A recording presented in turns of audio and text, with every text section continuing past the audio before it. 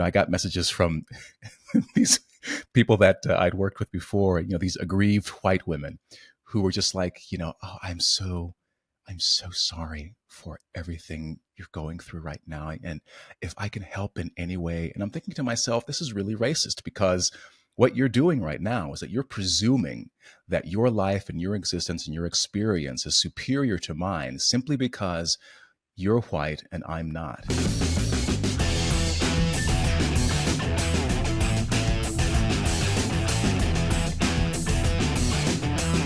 So that is Clifton Duncan, and you're going to hear from him again here in this encore presentation. He was an actor, and he's got a really interesting life experience that goes to show that DEI, does it really care about the color of your skin? Does it really care about representation? If you ask Clifton Duncan, the answer may surprise you. We will also hear today from Lieutenant Colonel Mike Russel. He's conservative, he's Black, he's a dad, he's gay, he's former military, a veteran. What's life like for him in this year that we call 2024? It's a crazy time to be alive, but a great time to revisit these two wonderful gentlemen in this encore presentation of the Michele Tafoya podcast. Welcome to the Michele Tafoya podcast. Happy to have this show sponsored by Priority Gold. Economists are warning that massive tax hikes could devastate your IRA and your 401k account as the stock market braces for impact. With inflation on the rise and global uncertainty looming, it's clear why central banks and savvy Americans are turning to gold. If you hadn't had your eye on gold, maybe you want to make it a priority right now.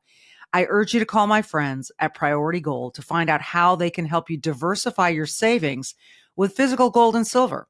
Call 1-800-405-GOLD or visit prioritygold.com/golden for a free gold info guide. Plus, see if you qualify for free shipping and storage. Experts agree that physical gold is one of the best ways to fortify your savings, no matter the economic climate. Act now to get your portfolio working for you while the market is golden. Call 1-800-405-GOLD to speak with a gold specialist or visit prioritygold.com/golden to learn more. That's 1-800-405-GOLD. So when did it all change for you? When did you start? What was it that you saw, whether it was on Facebook or in your industry or anywhere else, that riled you up enough to make you want to, like you just said, answer back and argue?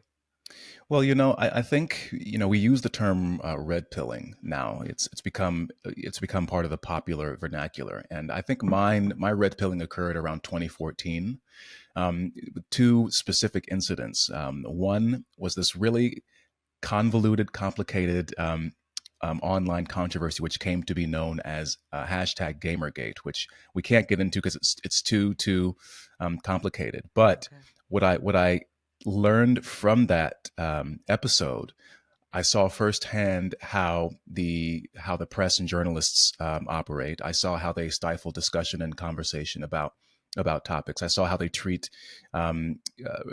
racial minorities, sexual minorities, and women who don't go along with the program.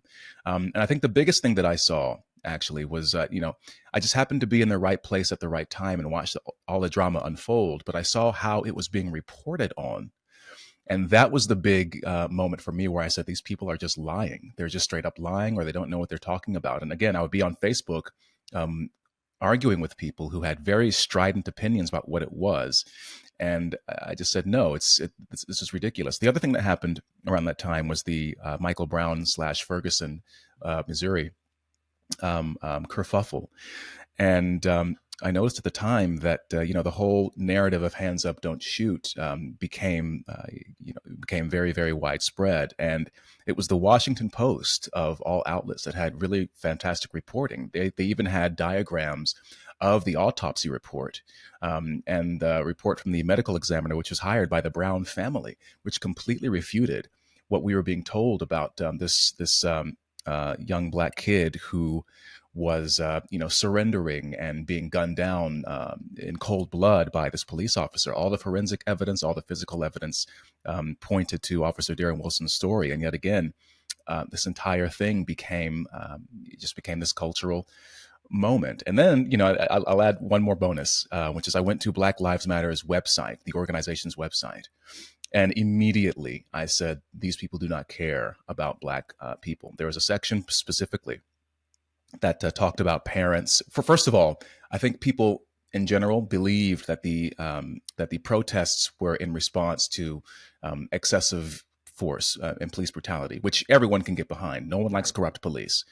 But at the website itself, there was scarce, if any, mention of police or brutality or excessive force. What there was a lot of intersectional buzzwords, a lot of far left language about LGBTQ, whatever. And again, I'm a musical theater guy. As a straight man in musical theater, I joke that I'm about 12% gay because I love Judy Garland so much. And so, I have no issue with sexual minorities. But the thing is, there was one section on the website which mentioned parents, mothers, caregivers, or whatever. And they went out of their way not to mention fathers. Now, I'm somebody who grew up in a single mother household, and I live that void or that emptiness every day of my life. And so I deeply resent people who make fathers superfluous. And if you don't listen to I call them the bourgeoisie, Black people know, they understand what the real problem is. They understand that the problem is a lack of male figures in these homes and in these communities. They know. And when I saw that, I said, okay, these people are not interested at all in really getting down to the issues that are really plaguing a lot of Black communities in America. And I said, these people are just they're a fraud. And of course, 10 years later, that's all been borne out. So, right. So it was a lot of things at the same time that really kind of opened my eyes to things. It's so interesting, though, because you saw them and you responded to them internally, clearly. So when you started to respond externally, when you started putting voice to your thoughts and being willing to do that, what kind of risk did you think you were taking career-wise?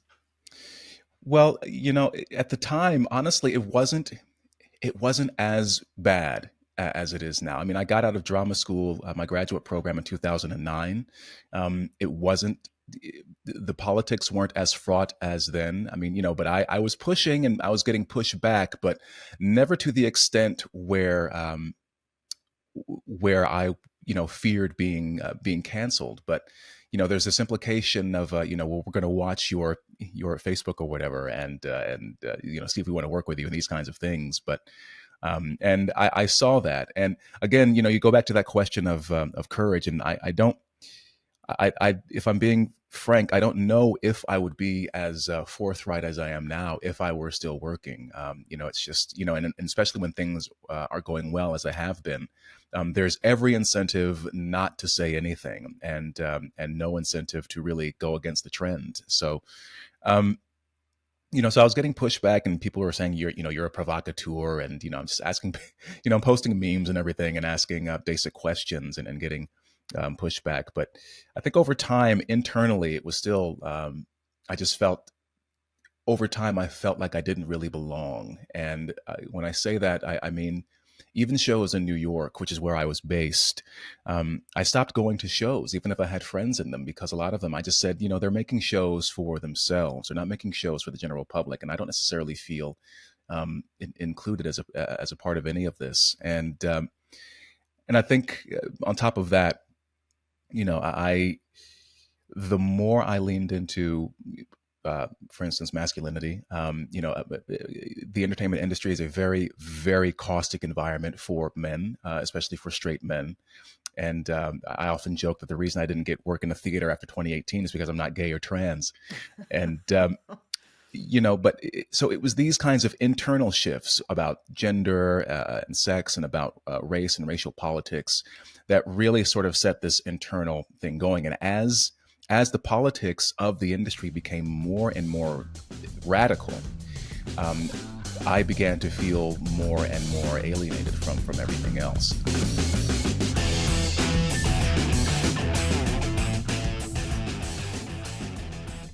At the heart of our very democracy lies a principle we hold absolutely sacred: free speech. It is the cornerstone that supports every other freedom that we cherish. But we're living in a digital age, And in that, our discussions about wealth, our rights, and our future are being a bit muffled, silenced, overshadowed, however you want to describe it, in the mainstream narratives. And that leaves a lot of people feeling like they don't have a voice in the conversations that are really important to financial independence and security. And this is where wealth protection research steps in, armed with a mission that has never been more critical. Wealth Protection Research is not a financial advisory firm. They are defenders of free speech. They are committed to giving voice to the silenced. Wealth Protection Research tirelessly seeks out financial experts. These are the voices that challenge the prevailing narratives, especially as we navigate the uncertainties of the 2024 election. Wealth Protection Research has created a 2024 Election Wealth Protection Report. This is a free report that you can get. I'm going to tell you how in a second. It highlights the 3 best ideas for protecting and growing your money heading into the 2024 election. It contains ideas the mainstream media doesn't want to touch. And as I said, you can get it completely free by texting the word IDEAS, IDEAS, to 76626. Do that right now. Claim your free copy if you believe in the sanctity of free speech and the importance of financial freedom, like your financial freedom. Act right now. Text IDEAS to 76626. Get your free copy of this 2024 Election Protection Report.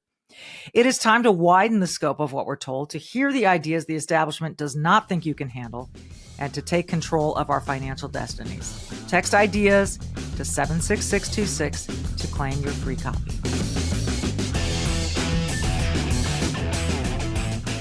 You know, I got these messages from people I'd worked with, from institutions I'd worked with.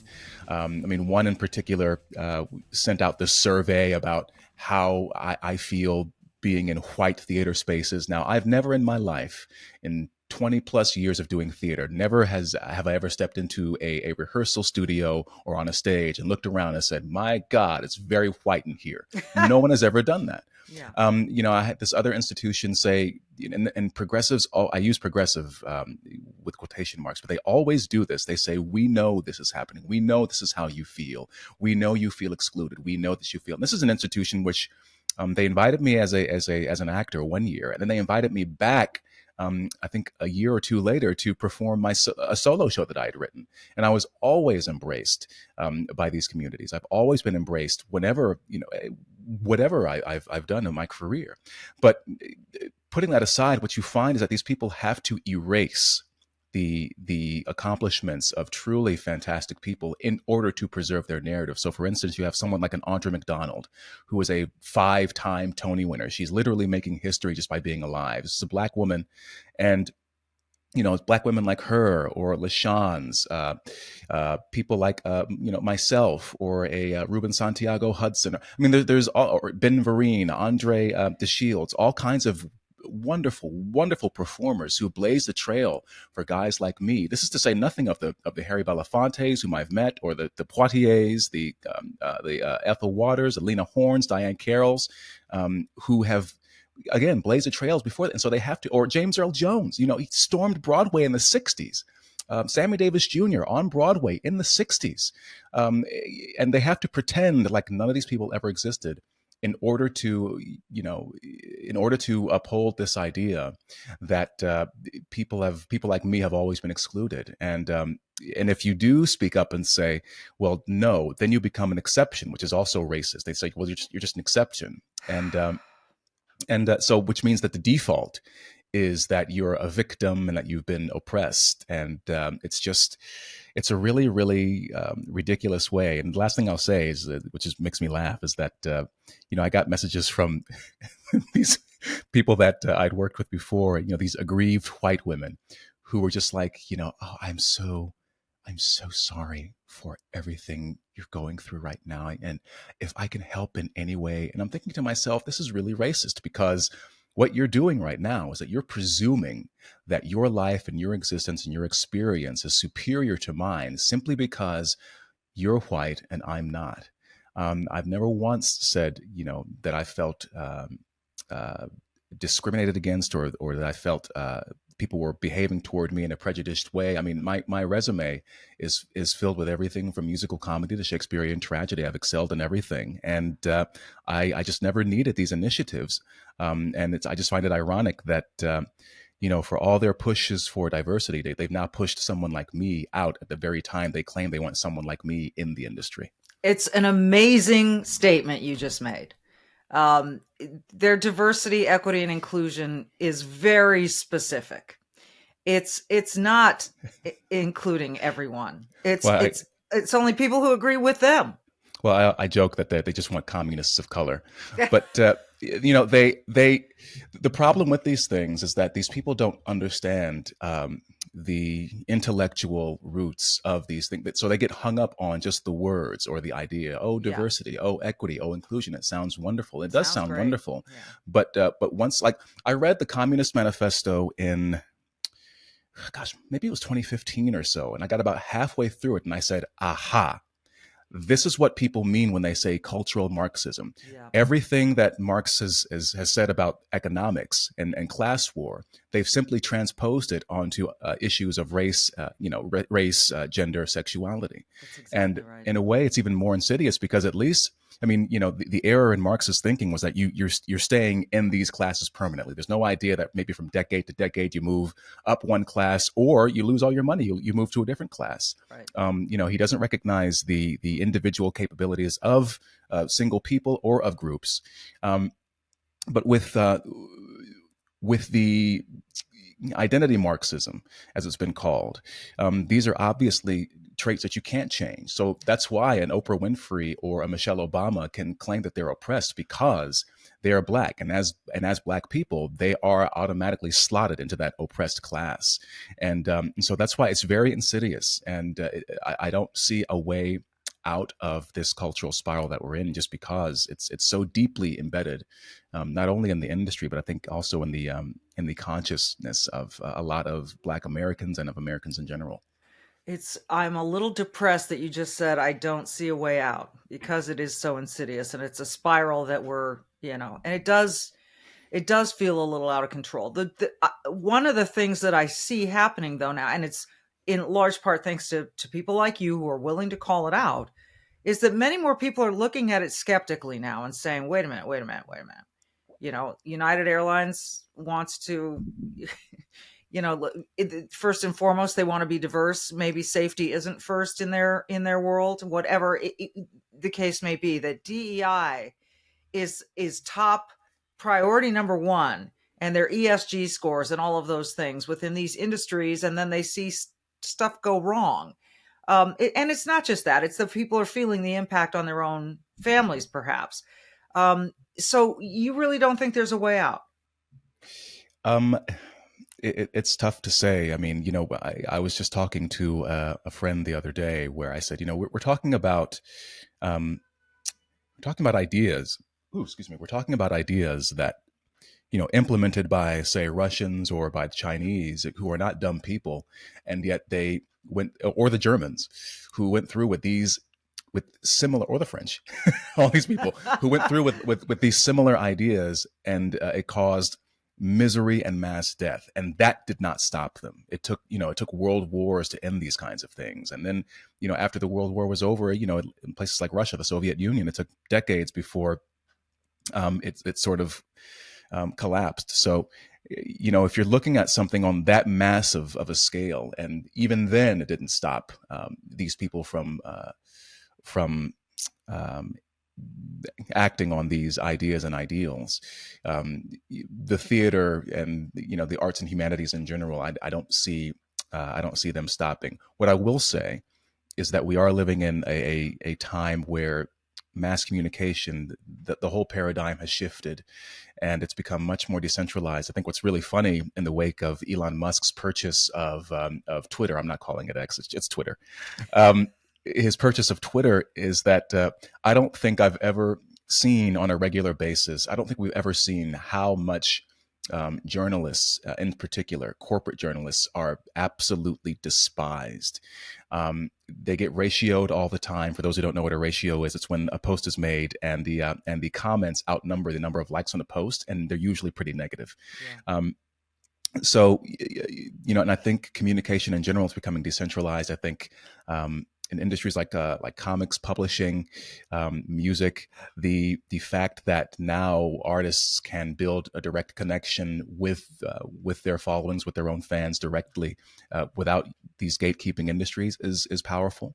And I think that while the institutions may be dying, the industries may be dying, the ingenuity of individuals and groups is not, and the internet will be the next will be able to empower these people.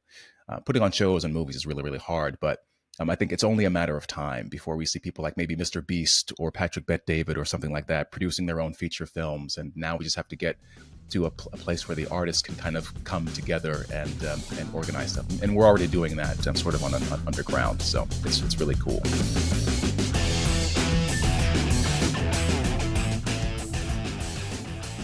It is that time of the year when you're looking for the best Father's Day gift, the best graduation gift, something creative, something interesting. I have your answer. Jump online and go to besthotgrill.com. Besthotgrill.com. Because so many special events are coming up. And the gift that I know a lot of people appreciate is a way to get great grilling and healthy eating all in one. So if you want to honor someone this summer, whether it's a birthday or dad's, Father's Day, a graduation gift, do it with a gift that's going to be used, a gift that will actually be unforgettable, and a gift that is truly hot. And what do I mean by that? The Solaire infrared grill from besthotgrill.com. Solaire infrared grills, they're different. They heat up to 1,000 degrees in 3 minutes. I'm not exaggerating. They produce the juiciest, tastiest food. It's different than your conventional grill. It is so good. The char is unmatched. You might also be going on the road or having a staycation this summer. Solaire has hot and fast, portable, built-in, and cart models to help you step up your grilling game no matter where you are or what you're doing. All Solaire infrared grills are made in the USA and built to last. And more importantly, Solaire infrared grills deliver that wow factor that everybody likes to receive in a gift or a major purchase. Learn more about the amazing Solaire infrared grills at besthotgrill.com. I have one. I recommend it. It'll be the last grill you ever buy. That's besthotgrill.com. Solaire infrared gift giving at besthotgrill.com.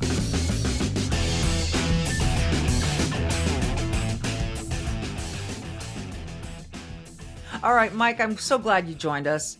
You were recommended to me by a previous guest I had on this show who also lives in Georgia. And he is an activist and an attorney and a friend of yours, Jeff Cleghorn. He was so thrilled that 34 years later, you had an honor attached to you that he thought was 34 years too late. First, can you describe the difference between the honor that you first received for your actions, and this is the whole Noriega fiasco, versus what you got now with the bronze medal with they call it the device of valor? How would you explain that to someone like me who doesn't know anything about this stuff? Well, actually, I didn't get anything the first time. But 3 of my soldiers were recommended for Bronze Stars with the V device for valor in combat. And my boss at the time, who didn't care for me, downgraded them. And so when I went to advocate for them, I was told by the Battalion XO that I had also been put in for an award. But that wasn't really important to me. It was my 3 soldiers. Well, I wasn't able to convince him to change it. And it was unauthorized that he downgraded the awards. So 34 years later, a friend of mine, we were just sitting around drinking a beer and I was talking about old times. And he said, "Hey, you should write a letter and get this corrected." So I did. Sorry. And in the course of that investigation, they found out about the award that was originally written for myself and a couple of others. And thanks to General Thigpen of U.S. Army South, 7 of us received awards. Now, 3 guys are still missing. I'm hoping that with this podcast and others, we will find them so that we can get their awards upgraded to Bronze Stars with V devices. But 4 of us received them on the 9th of December. And Texas, at the invitation of General Thigpen, who I can't say enough good things about because he pushed this issue all the way up to the Secretary of the Army and got these awards approved. Well, people generally do that when they feel very passionate about the truth and about, things being done right and some wrongs being righted. I want to get to a couple of other things because I find you to be a really interesting representative, not only of the military, but you also have a vested interest in the city of Atlanta. So when people go to your Twitter page, they will see Mike Russell for Atlanta. So it's at Mike Russell, RUSSELLATL is the Twitter handle. And your description, which you've written yourself, is veteran, common sense conservative, father, husband, Catholic, enjoy traveling, gym 5 days a week. And I think it's something about your Weber grill. You love grilling? My husband let me buy a expensive Weber grill that I love. And I have a little icon on there that shows that I speak English and a bit of German. Okay, right. It's you're a fascinating guy. So you've just outed yourself too, and which you've never hidden from this. You are gay. It seems to a lot of people. First of all, if you're a Black conservative, you can be called a lot of names, and I've seen you called some of those names by idiots on Twitter. What is that like for you? How isolating is that? How angering is that? Or is it just to be expected? I think at this point it's just to be expected. As you know, I ran for public office. I lost. I ran for Atlanta City Council president. And, I catch it from all sides. I catch it because I'm Black, I'm gay, I'm a veteran, I'm a Catholic. And it doesn't really bother me because, as Rush Limbaugh used to say, when people can't compete in the arena of ideas, they start calling names. Yeah, exactly. And so what I find is when I set a position and make it known and people can't counter that with facts or logic, then they start calling me names. And then I know I've won the argument. So it doesn't really bother me. We've had to have police protection a short while ago, but that didn't bother me either.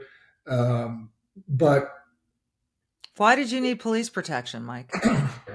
Well, you may have heard that the city of Atlanta is building a public safety training center for police, fire, medical. And there are some radicals who are against that. So a few months ago, I went down to City Hall and spoke on behalf of the police and other first responders in our city. And the radicals were not happy with that. And they started coming after me on social media and other places. So out of an abundance of caution, the police chief put some security on my house for a while, and then it just kind of fizzled out. But that wasn't the first time. It probably won't be the last.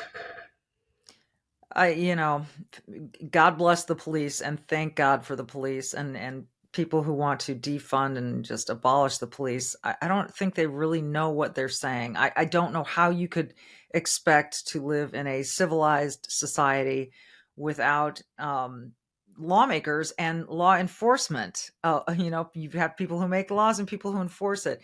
I was on a podcast a couple of years ago where the host, who is I think he's part Cuban, tried to tell me that the police were simply an offshoot and were really invented in America to catch runaway slaves. That was the genesis of police in America. And I was so dumbfounded, I couldn't answer. I was like, I just wanted to say, how stupid do you think people are? But I didn't have the wherewithal at the time to say just that. Why do they think, what is behind that messaging? What is it that people are trying to do with that kind of description? It's very confusing to me as well. There are some people who just hate police, but I can tell you, I live in a predominantly Black neighborhood here in Atlanta, and my neighbors, love the police. I sit on the executive board for the community, and every time the police come, we've had the police chief here a couple of times. Our zone, which is Zone 1, just received an award for having the greatest reduction in crime in the city of Atlanta in 2023. Wow. And one of the local larger Black churches invited the police chief and the mayor to come for a press conference to announce that. We've had events where the police are invited. When we had National Night Out, Darren Schubom, the police chief, came. He was surrounded, inundated with people. They fed him. They wanted to take pictures with him and their children. And every time we have a community meeting, I also sit on the public safety committee. What residents ask is for more police. They want a safe neighborhood, and not just from, crime, but also from, speeding, all the things that the police enforce. So I think it's a part of it is a media myth where they take a few loudmouths and they try to make that seem like that is the majority of Black Americans. Mm-hmm. In my personal experience here in Atlanta, that's not the case. We love our police chief. We love our police officers. As a matter of fact, today, one of our neighborhood charities is providing, yesterday, one of our neighborhood charities provided lunch for all the police officers in our zone.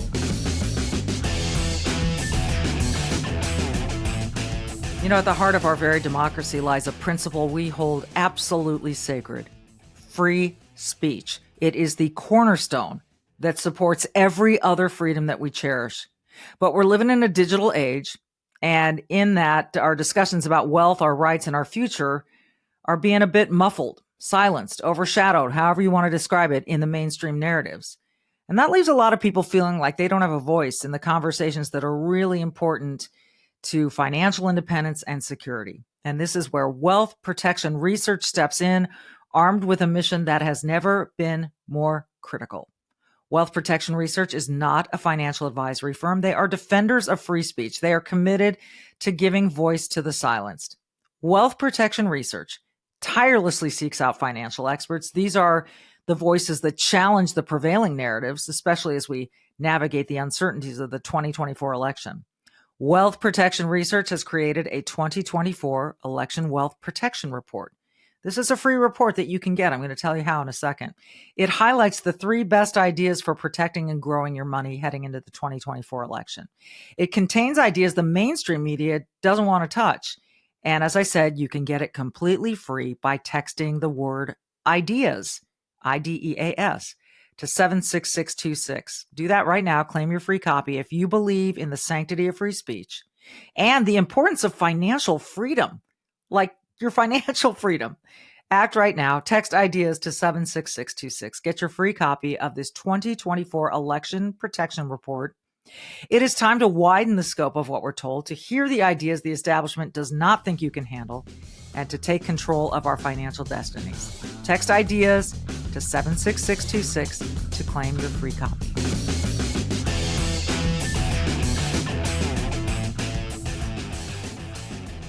How do we change this conversation about what is good and what is right in this country?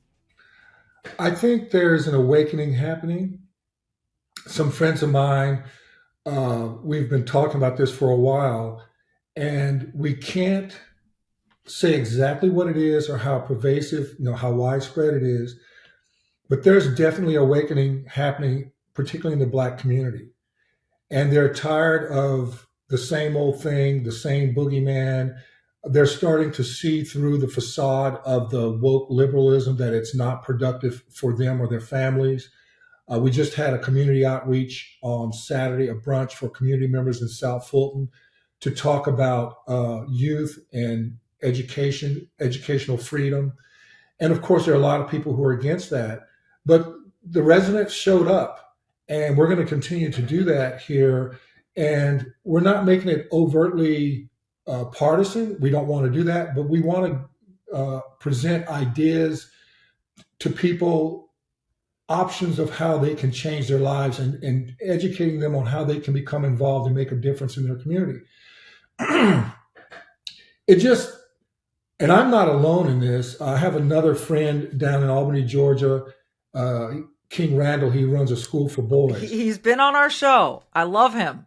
And the stuff that he's been put through, the threats, they tried to destroy his school last summer.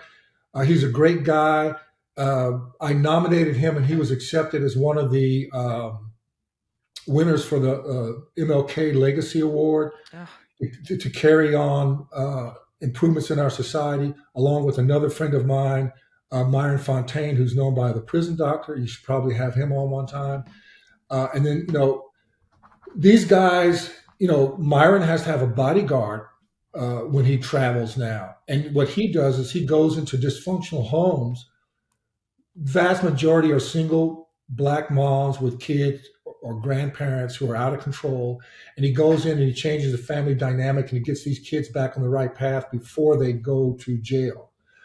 And you would think this is such a noble cause that everybody would be for it. No, Yeah.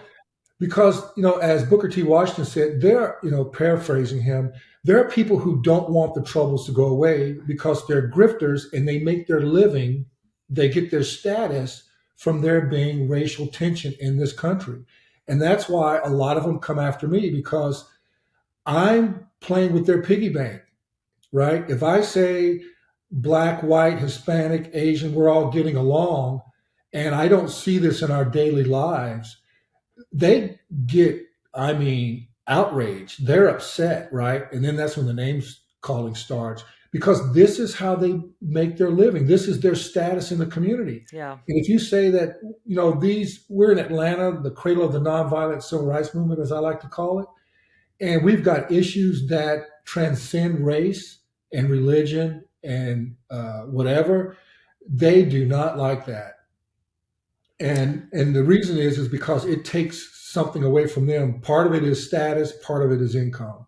Yeah. I love what Booker T said. I'm a huge Booker T.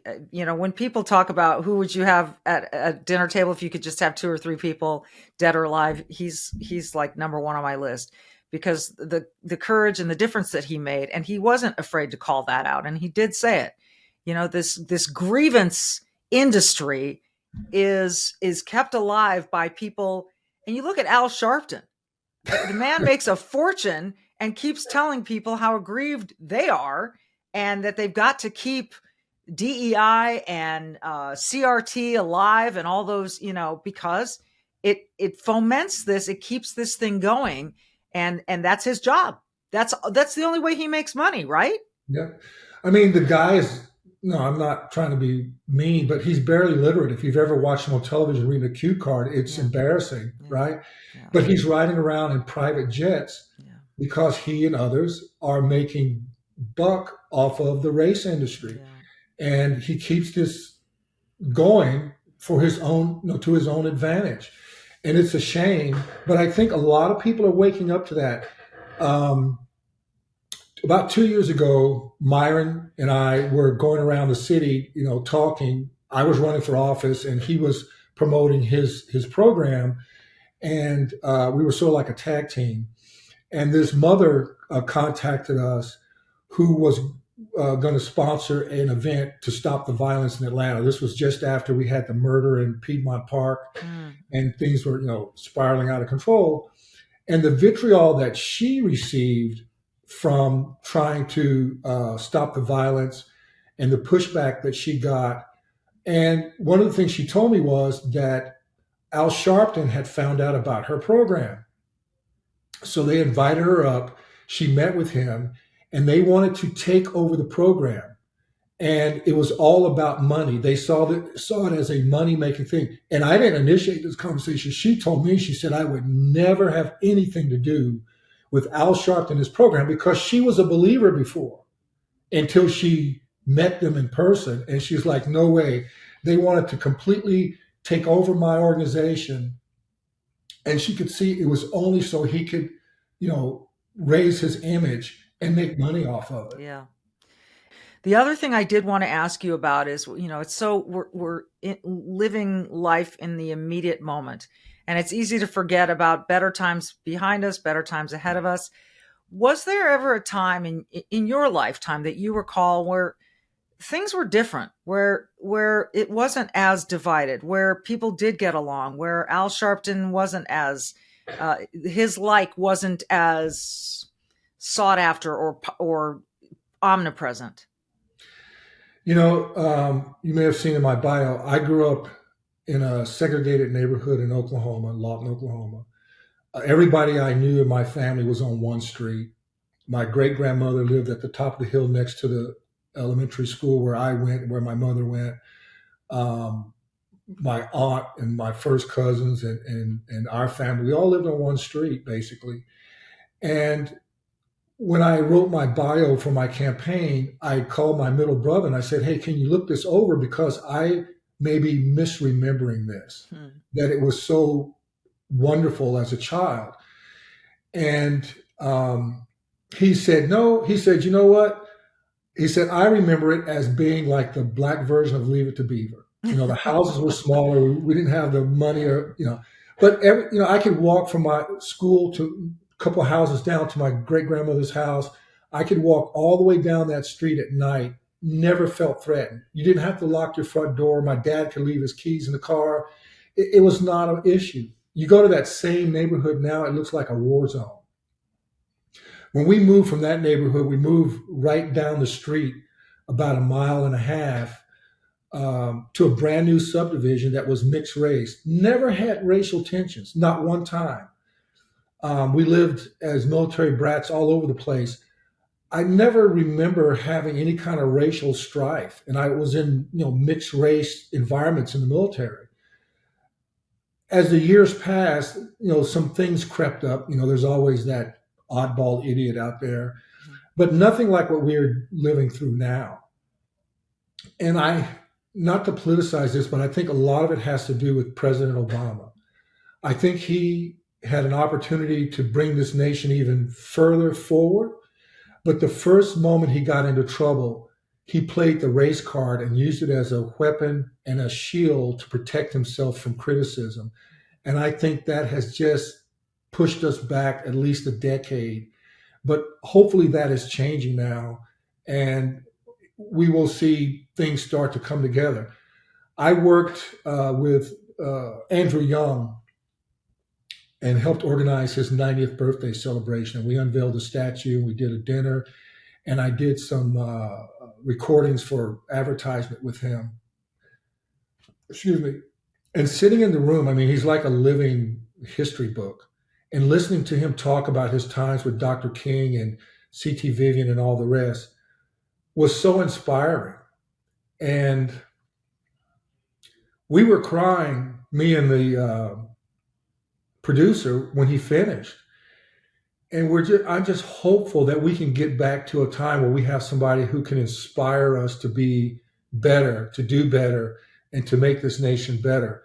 The other thing I try to work on here in Atlanta is to teach the history of the nonviolent civil rights movement, that this was about bringing people together, not this DEI thing about equity, but about equality and judging people by two criteria: character and merit. Nothing else. Nothing else should matter when you're assessing or judging a person but character and merit. And that was the message of the civil rights movement. And that's what I heard echoed through the voice of Andrew Young.